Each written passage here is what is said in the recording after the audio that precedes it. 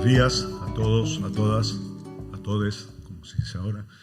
Es un honor y agradecido a la Universidad de Lanús,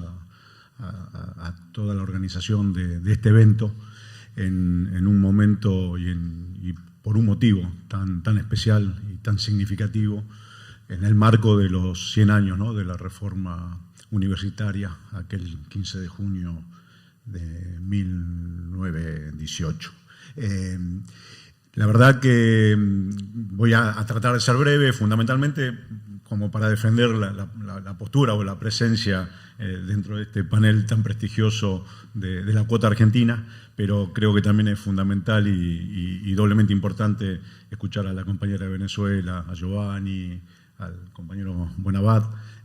para también tener una visión de ellos, de lo que está sucediendo en cada uno de sus países, toda vez que, más allá con diferentes matices, con diferentes niveles de información, cada uno de nosotros también sabe qué es lo que está pasando con la educación y con el sistema universitario en Argentina a partir del 15 o del 10 de diciembre del 2015, cuando asumió el gobierno de Mauricio Macri, cómo esta andanada neoliberal está golpeando directamente a todos, pero también, ¿no?, obviamente al sistema educativo y a las universidades nacionales y las universidades populares. Voy a comenzar, había organizado comenzar con, justamente por esta historia de los 100 años de la reforma universitaria, con la última parte de lo que fue aquella declaración que se extendió por toda Latinoamérica y que influyó tanto en los sectores políticos, intelectuales de esa generación y que creo que hasta fue el basamento para que Latinoamérica también comenzara a mover un proceso político, social, que se vio manifestado en Argentina a partir del 45, que después hubo otros remesones a lo largo de la historia y que incluso estos últimos años que vivimos en Latinoamérica, que se vio en Latinoamérica, hasta tiene algún nivel de conexión con esa declaración de la reforma universitaria. Dice la última parte: hemos resuelto llamar a todas las cosas por el nombre que tienen. Córdoba se redime. Desde hoy contamos para el país una vergüenza menos y una libertad más. Los dolores que nos quedan son las libertades que nos faltan. Creemos no equivocarnos. Las resonancias del corazón nos los advierten. Estamos pisando sobre una revolución. Estamos viviendo una hora americana. Esa declaración que muchas veces, y recuerdo haberla utilizado y la escribíamos en la militancia universitaria que pude haber tenido en algún momento en la Universidad de Buenos Aires, la pegábamos y la escribíamos en las paredes, en los pizarrones. Creo que incluso hoy tiene una actualidad manifiesta, porque estamos en una América Latina que sigue en disputa, que está en disputa, que trata de recuperar un proceso político que muchos de los que nos tocó vivir estos últimos años pensábamos que no lo íbamos a ver, que iba a ser muy difícil. Era casi utópico creer hace 20 años atrás, 25 años atrás, que Latinoamérica tuviera, la mayoría de Sudamérica por lo menos, y gran parte de Latinoamérica gobernada por presidentes que se parecieran a su pueblo, que actuaran en consecuencia con los intereses de ese pueblo, que tomaran actitudes soberanas sin estar pendiente de los designios que se pudiesen llegar a bajar del Departamento de Estado de los Estados Unidos. Y esa situación, creo yo, para todos nosotros, para los que están en este salón y para toda la sociedad que le vivió convivir con esta situación, nos tiene que ayudar a tenerlo como experiencia, a valorarlo en la dimensión que tienen y fundamentalmente trabajar para recuperar esos momentos. Desde el año 98, cuando llega el comandante Chávez al gobierno, comienza un proceso en Latinoamérica que se ve reflejado en el gobierno de Chávez y de Maduro, en el de Lula y Dilma, el de Cristina y Néstor, en el gobierno del Frente Amplio en Uruguay, de Correa, de Evo, y si nos seguimos extendiendo para arriba, lo que pasó en Lugo, en Paraguay, lo que pasó en Honduras, en Nicaragua, Salvador, bueno, toda una situación que hizo que coincidieran en el tiempo y en el espacio líderes políticos que tuvieran una idea general de acuerdos estratégicos y que obviamente esto llevara a que Latinoamérica fuese mirado por el mundo como un lugar donde se estaban generando nuevas políticas, nuevas ideas, nuevos pensamientos, nuevas metodologías, y comenzamos a ser incluso para sociólogos y analistas políticos un ente a estudiar,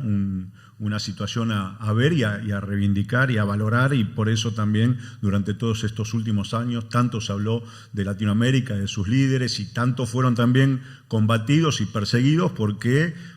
vinieron a poner un cambio estructural en el sistema político y en el sistema de distribución que tenía este continente, que es el más injusto de todos los continentes, con sus propias características. Así todos estos presidentes, todos los presidentes que recién más o menos nombraba, lograron sacar a 70 millones de latinoamericanos de la pobreza, y eso es un elemento que creo yo sirve para enmarcarlo también en lo que después al final, chiquitito, voy a hablar sobre el tema universitario en particular. Pero esa situación permitió ampliar derechos y obviamente permitir el ingreso de vastos sectores de la sociedad, no solamente a que comieran las 3 o 4 comidas diarias que todos deberíamos acceder, sino también incluso en ese avance poder lograr niveles educativos que tampoco el poder nunca los había planteado para estos sectores que estaban totalmente marginados de la vida y de los derechos en nuestra Latinoamérica. Obviamente que ese avance, yo creo que estoy convencido que se dio en un momento en donde los Estados Unidos estaba preocupado y ocupado en otras regiones del planeta,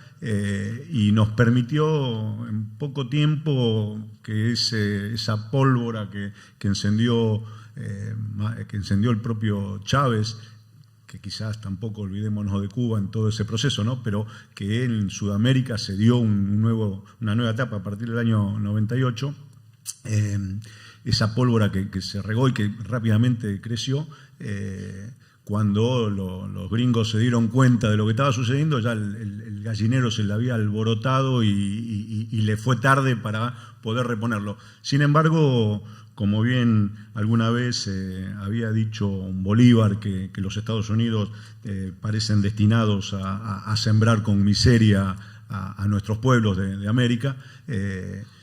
allí los yanquis, yo creo que incluso al otro día de lo que sucedió en Mar del Plata en el 2005, cuando se enterró el ALCA, casi al otro día, comenzaron a trabajar para empezar a revertir esta situación, y hoy nos encontramos, haciendo rápido contexto de la situación, en una situación donde el avance de la derecha y de los gobiernos neoliberales en la región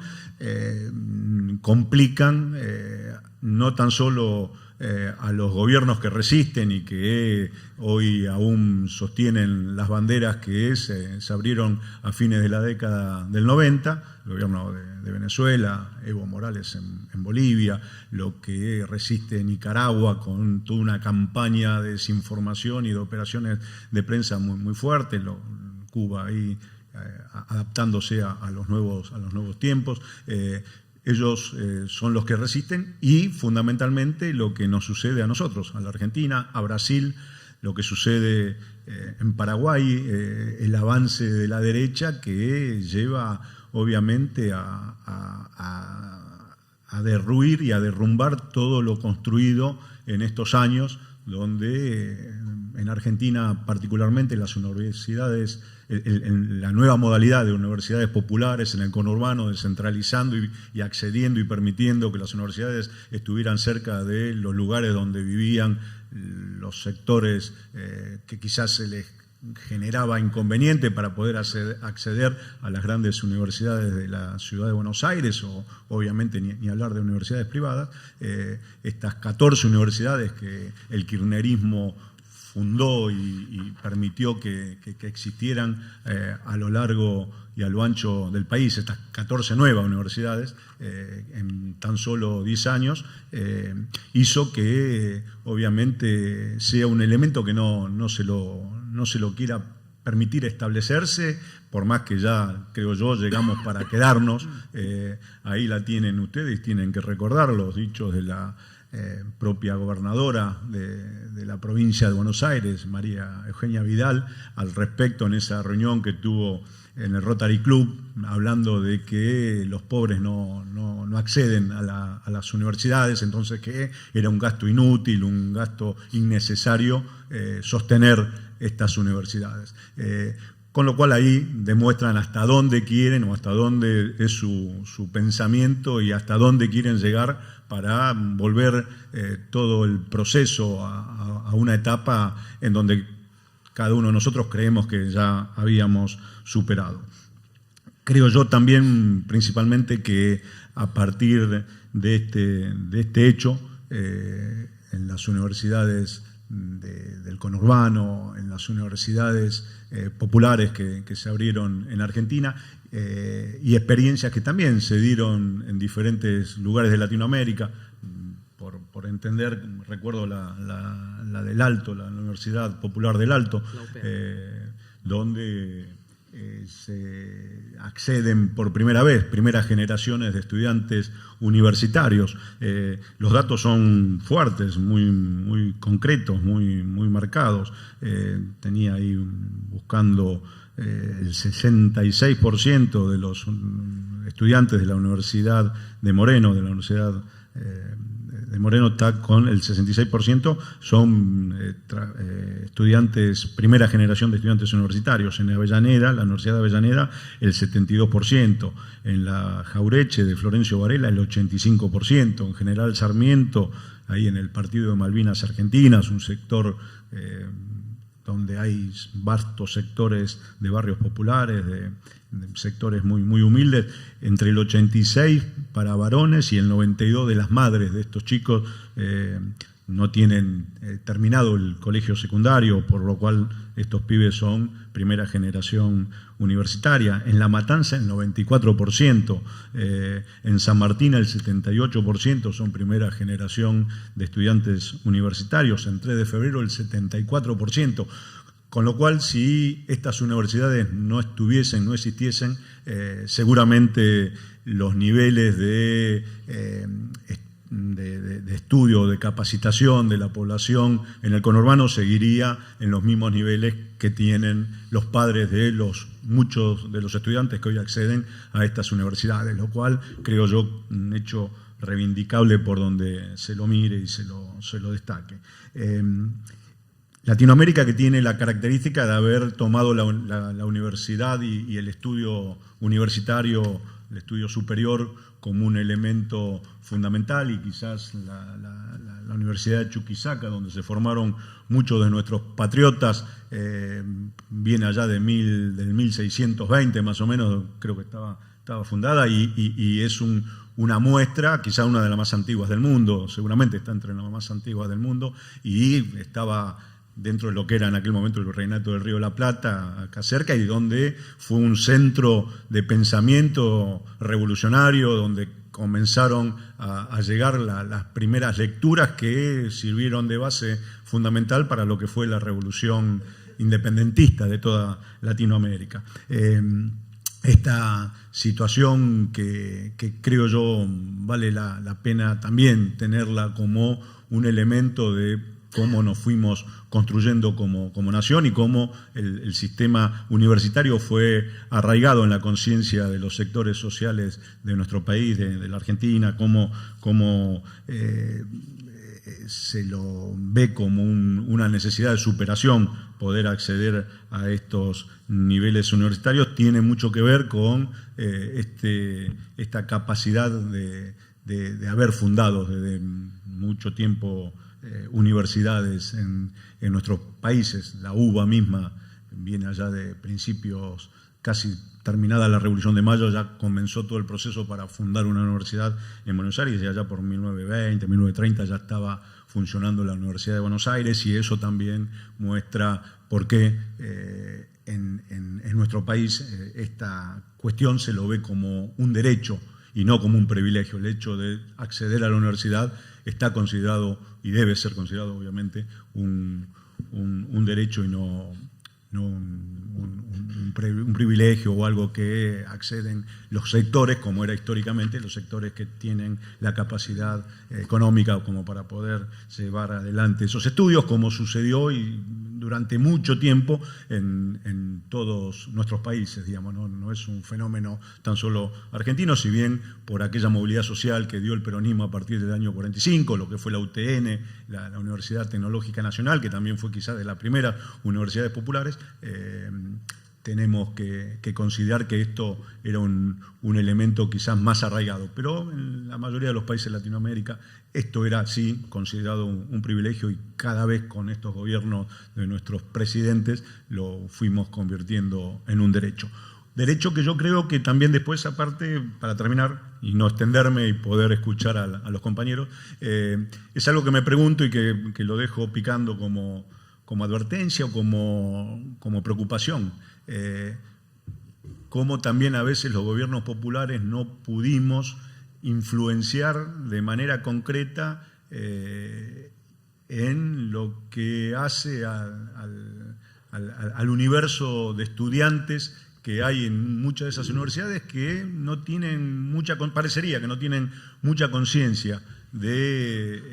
la jugada, de la apuesta que llevaron adelante estos gobiernos para crear universidades, para hacerle acceder a las universidades a estos vastos sectores de la población, y que muchas veces las universidades terminan siendo, si bien son focos de inicio de procesos políticos, normalmente en la historia hay reiteradas y muchos ejemplos de esto, que de las universidades nacieron los focos que permitieron la respuesta social a políticas de hambre y a políticas de cercenamiento de derechos. También muchas veces las universidades y los estudiantes no parecerían que estén en conexión con lo que sucede en la vida política y en la situación de agravamiento de las situaciones políticas que se dan. Quizás, no me quiero tampoco poner en maestro Ciruela, no lo digo quizás principalmente por lo que sucede en Argentina, donde a partir de lo que pasa en las universidades que se abrieron, en estas universidades populares, y por la politización que tienen en gran parte en las universidades, la política universitaria,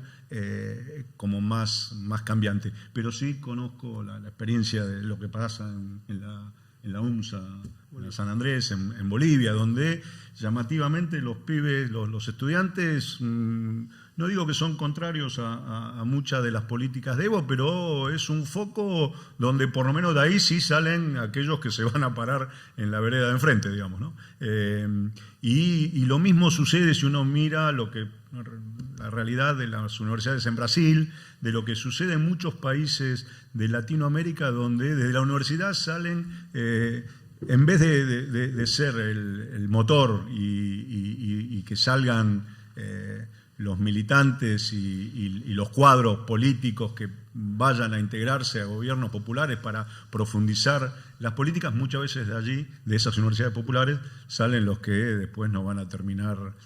aplicando políticas de ajustes. Y esto creo yo que es un elemento, obviamente, como para tenerlo, mirarlo y preocuparse por ello, estudiarlo quizás sociológicamente, así que lo dejamos a Bonadad que pudiera analizar el por qué a veces pasan estas cosas, o pedagógicamente en la acción a través de la política y de la pedagogía, o incluso hasta algún psicólogo que ande suelto para también estudiar por qué en la cabeza de muchos de nuestros conciudadanos no se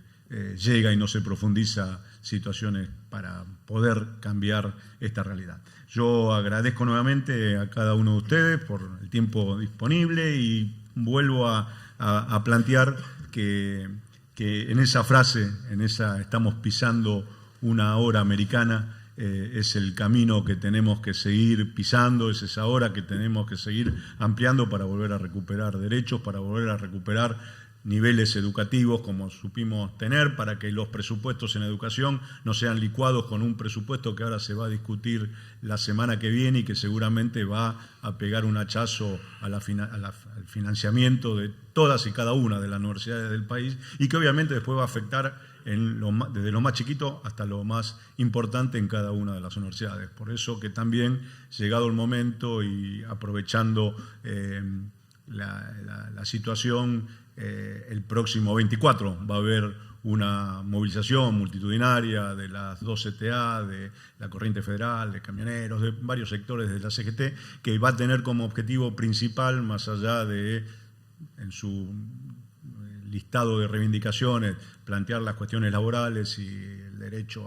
al tema del salario, está fundamentalmente el tema del presupuesto, de este presupuesto que quieren aprobar y que va a repercutir en cada uno de nuestros sectores. Bueno, nada más y gracias.